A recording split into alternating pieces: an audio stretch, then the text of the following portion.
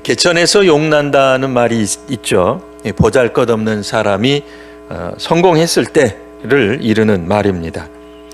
우리 옛날 같으면은 장원급제를 한다든지요, 사법고시에 붙는다든지, 이렇게 어려운 환경을 딛고서 어떤 업적을 일구거나 성공신화 같은 거 이야기할 때 보통 정말 개천에서 용 났지, 개천에서 난 용 같은 사람이야, 이렇게 이제 이야기를 하곤 했습니다. 근데 이제 오늘날에는 이 개천을 사회적인 관점으로 보기도 합니다. 그래서 상류층과 하류층을 나누고, 부유층과 빈곤층을 나누고, 또 지배층과 피지배층으로 나누어서 이 하류층, 빈곤층, 피지배층이 개천이라고 하는 거죠. 그래서 서울에 있는 대학은 소위 말하는 강남 거주민이나 들어가는 것이다. 일종의, 인도는 아닙니다만 카스트 제도가 우리나라에 있다. 일종의 나면서부터 신분이 정해져 있고 정해진 신분은 바뀌지 않는다. 이런 식의 생각들을 하는 경향이 있습니다. 그러다 보니 요즘은 개천에서 용난다, 이 용이 날 수 없다, 용이 태어나지 못한다 라고 하는 그런 자조적인 분위기, 자조적인 시대가 되었습니다. 자, 오늘 우리가 본문을 다시 한번 생각해 보면 주님이 어디서 오시는가? 베들레헴에서 오신다, 이렇게 이제 나와 있습니다. 이 베들레헴은 오늘날에는 그냥 그 이스라엘 전쟁 때문에 전쟁하는 곳 이렇게만 여겨지지만, 오늘 성경, 우리가 읽은 이 성경 당시로 보면 사람들이나 국민들이 보기에 베들레헴은 그저 작은 마을이었습니다. 소도시, 도시도 아니에요. 그냥 마을, 촌이라고 말할 수 있습니다. 정치적으로 별로 가치가 없는 미미한, 군사적으로 중요성이 낮은, 그러니까 경제적으로도 잘 산다 말하기 어려운 그런 동네에 불과했다라는 말이죠. 근데 오늘 본문에 보시면 하나님께서 말씀하시기를, 베들레헴 에브라다야, 너는 유다 족속 중에 작을지라도 이스라엘을 다스릴 자가 내게서 내게로 나올 것이라 라는 말씀을 하고 있습니다.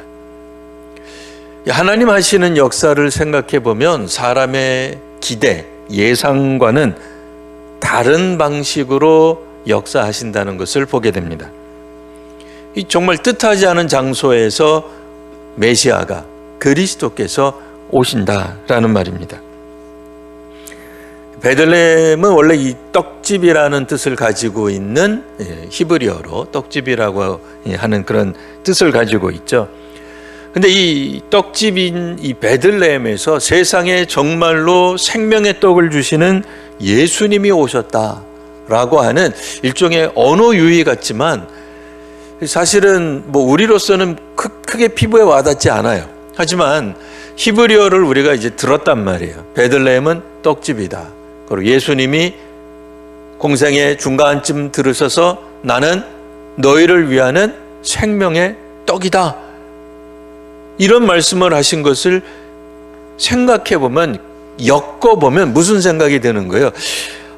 하나님이 일부러 언어 유희를 하신 게 아니라 굉장히 상징적인 장소에서 태어나신 거구나 라는 생각을 하게 됩니다. 실제로 예수님이 태어나실 때 많은 사람들의 반응이 있었죠. 그 반응이 어떤 겁니까? 심지어는 베들레헴뿐 아니라 나사렛 이런 곳들은 거기서 무슨 선한 게 나겠느냐. 심지어 예수님이 활동하신 지역, 그러니까 태어나셔서 쭉 자라신 지역 말고 이제 옮기시죠. 옮겨서 쭉 자라시고 공생애를 처음 시작하셨던 장소조차도 당시 사람들이 생각해 볼 때는 이거는 종교적으로, 문화적으로, 정치적으로, 군사적으로 아주 미약한 동네. 적어도 예루살렘쯤 되어야, 예루살렘 출신쯤 되어야 세상을 움직이는 그런 기린 같은 그런 존재가 나올 것이다라고 예상할 텐데, 뭐 알고 봤더니 베들레헴이에요. 그거 뭐 별 볼 일 없는 동네죠. 어디서 자랐어요? 그랬더니 나사렛이래. 거기도 더 형편없는 데예요. 베들레헴보다 더 못난 곳이에요. 왜요? 나사렛은 이방인과 유대인들이 마구 섞여 사는, 그러니 율법이 땅에 떨어진, 종교적인 어떤 거룩성이 1도 우리가 보장할 수 없는 형편없는 동네라는 인식이 강했단 말입니다. 그러니 거기서 세상을 구원할, 아니 세상보다도 유대를 구원할 사람이 태어난다는 것에 누구도 동의하기 어려웠을 것이다 라는 말이죠. 우리들 스스로도 생각합니다. 작은 교회는 하나님의 역사를 경험할 수 없다. 작은 교회에서는 다음 세대를 이끌 만한 위대한 인물이 나오지 못한다. 스스로 포기하고 스스로 기대하지 않습니다. 작은 교회는 동네를 움직일 힘도 없고 이 세상을 변혁시킬 그 어떤 능력도 없다고 포기하죠. 기억해야 될 것은 장소가 아닙니다. 숫자가 아니죠. 우리 속에 계신 이는 크신 하나님이시지 장소에 따라 하나님의 역량이, 하나님의 능력이 많이 나타나고 크게 나타나고, 작은 교회구나, 이건 지하교회구나, 이거는 전세 사는 교회구나, 그러면 내가 조금만 역사해야지. 수요일날 2명밖에 안 모였네, 이렇게 빈자리가 많아? 이 교회는 형편없어, 내가 역사할 필요가 없지 라는 것이 절대 아닙니다. 사탄은 우리로 하여금 부정적인 것을 보게 만들어요. 심지어는 예수님이 태어나셨을 때조차도 유대의 유명한 종교 지도자들, 정치 지도자들이 어디서 태어났어요? 그것만 가지고도 폄하했다, 그 얘기예요. 에브라다는 예루살렘의 옛 지명 또는 베들레헴과 합쳐진 지명으로 알려져 있습니다.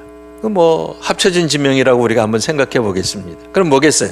베들레헴이 있고 그 옆에 에브라다라고 하는 또 조그만한 동네가 있는데 두 개를 합쳐도 그때 당시 사람들이 뭐라고 생각했다고요? 그래도 조그매. 아니, 두 개가 합쳤는데 그래도 조그매.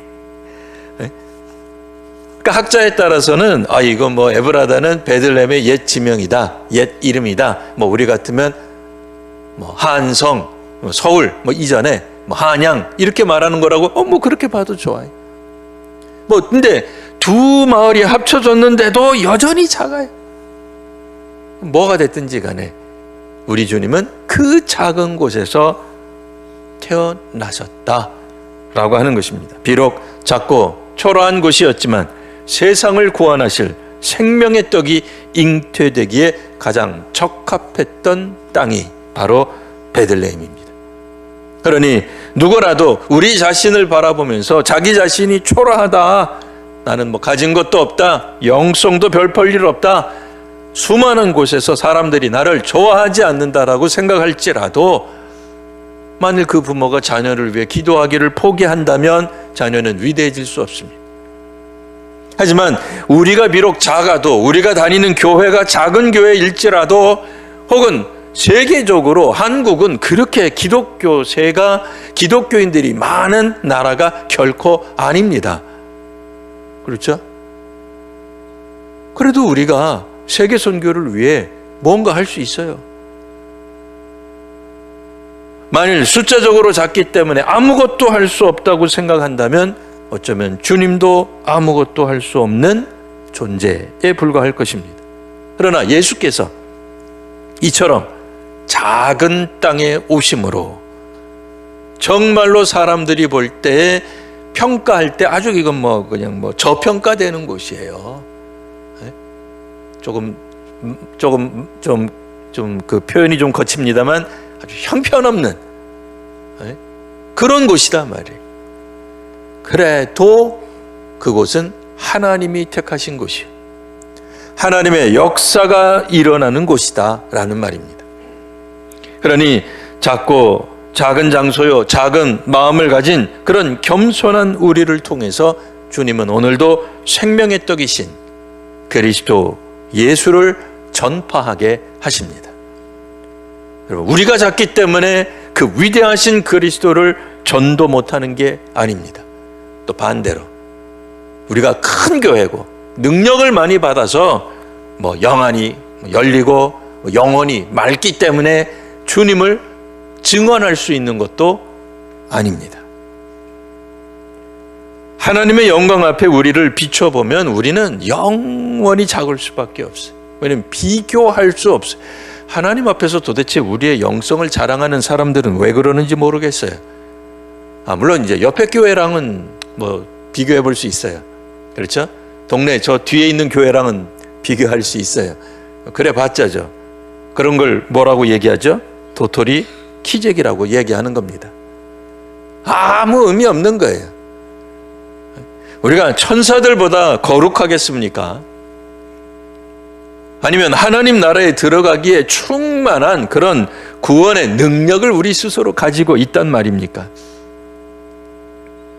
정말 우리는 하나님 앞에서 우리가 얼마나 보잘것없고 형편없고 아무것도 할 수 없는 무능력한 존재임을 아는 것이 사실은 경건의 출발입니다.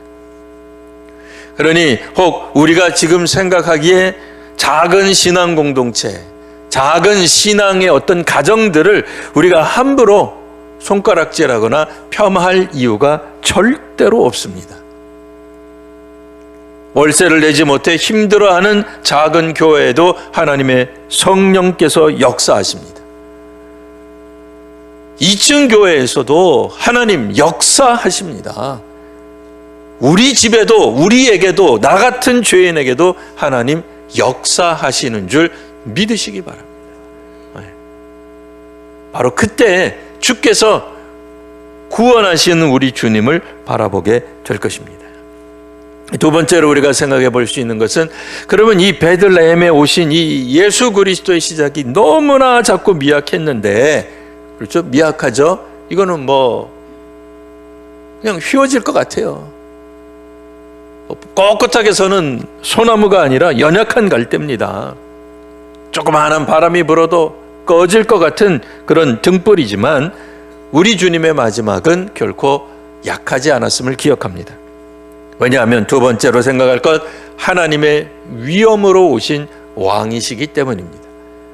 예수님이 작고 작은 모습으로, 정말 연약한 모습으로 오셨다고 해서 끝까지 연약하시냐? 그렇지 않아요. 마지막은 하나님의 위엄과 권능, 하늘의 위엄과 권능으로 가득 차신 모습으로 사역하시고 제자들을 부르시고 제자들에게 기적을 보여주셨어요. 하나님 나라를 보여주시는데 주님의 출생, 주님의 그 양육 과정에서 보여주셨던 연약함은 기억도 안 나요. 누구도 생각하지 못합니다.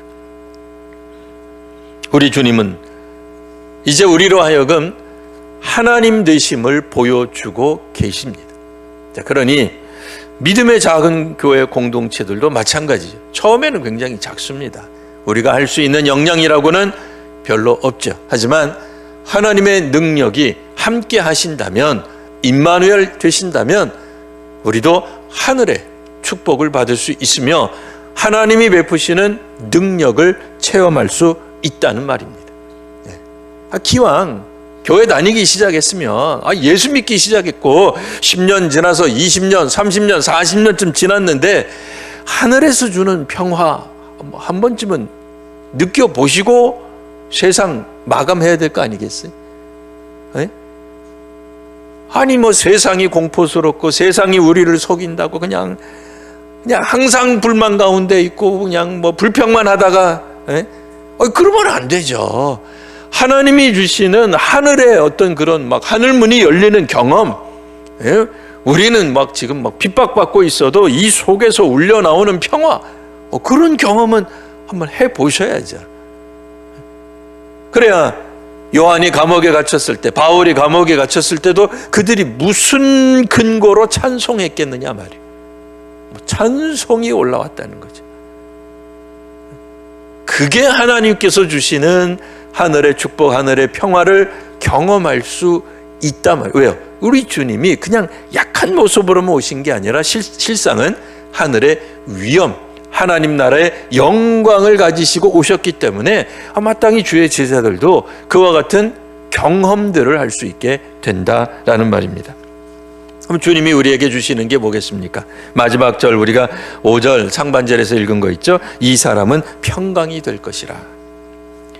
우리 주님은 우리를 죄에서 구원하기 위하여 이 땅에 오신 주님이시며, 주님이 궁극적으로 우리에게 주시는 것은 평강이라고 말할 수 있습니다.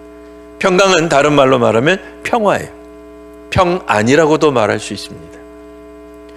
사실 오늘날 우리들은 이 평화, 평강, 평안 앉기가 참 어렵습니다. 실제로 그리스도 밖에 있는 세상은 왜 이렇게 군사적인 힘으로 우리를 위협하는지 몰라요. 정치적인 힘으로 국민들을 위협하는 일이 다반사입니다. 경제적인 힘으로 억압하는 일이 이거는 전 세계 어디나 다 있어요. 지금은 옛날 아니죠. 그러나 옛날식으로 말하면 공산사회가 됐던, 자유진영이 되었던, 군사적으로, 정치적으로, 경제적으로 억압하는 일은 어느 세계에서나 일어나요.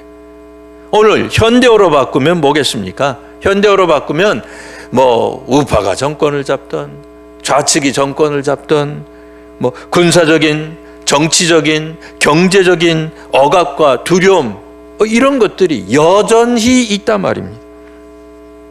하지만 하나님은 이 세상에서 우리에게 주지 못하는 참된 평강과 평안을 주십니다. 요한복음에 이런 말씀이 있습니다. 이것을 너희에게 이르는 것은 너희로 내 안에서 평안을 누리게 하려 함이라. 세상에서는 너희가 환난을 당하나 담대하라, 내가 세상을 이기었노라. 아멘.